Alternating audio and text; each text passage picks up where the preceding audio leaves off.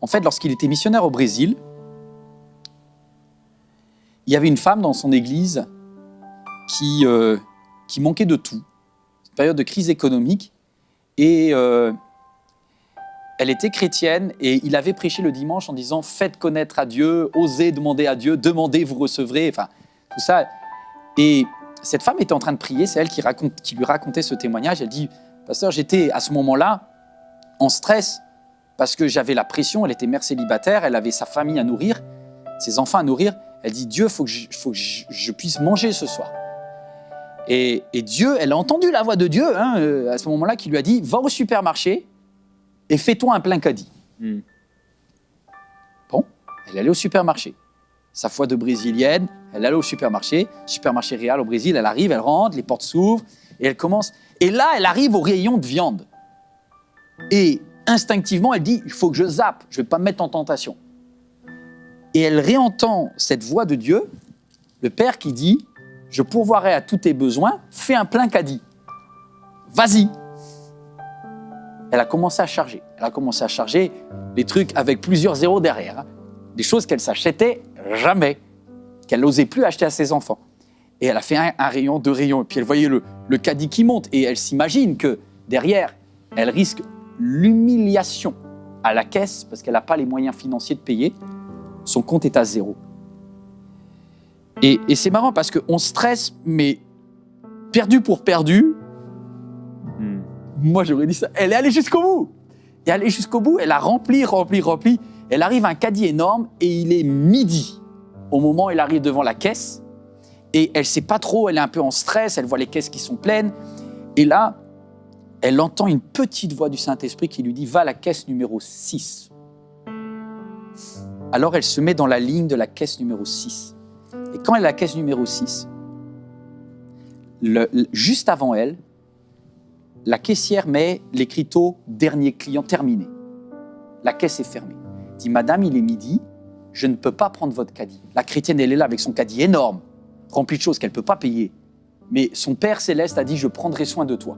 Et elle dit « À ce moment-là, je suis devant une caisse et un truc qui se ferme. Et je dis « Dieu, si c'est faux sur le 6, c'est peut-être faux sur le caddie et c'est peut-être la honte de toute ma vie. » Et la caissière lui a dit « S'il vous plaît, madame, la caisse 7 est disponible ou la caisse 5 ? Donc, allez auprès d'un de mes collègues. » Et là, elle a répondu « Je suis chrétienne et je dois rester à la caisse numéro 6. »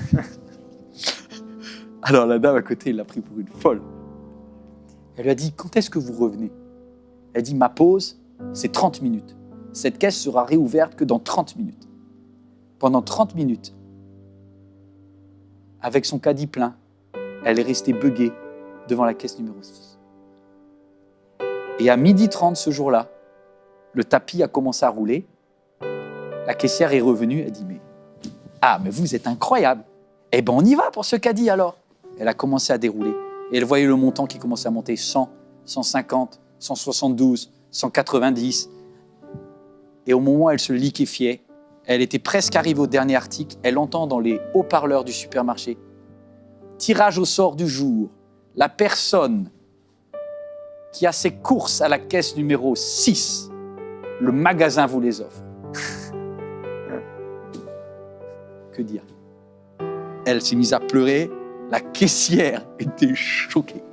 Et elle lui a dit « Mon papa pourvoira tous mes besoins. » Waouh! Je ne sais pas si quelqu'un a des besoins, mais c'est le moment de prier. Gloire à Dieu. Oh mon Dieu.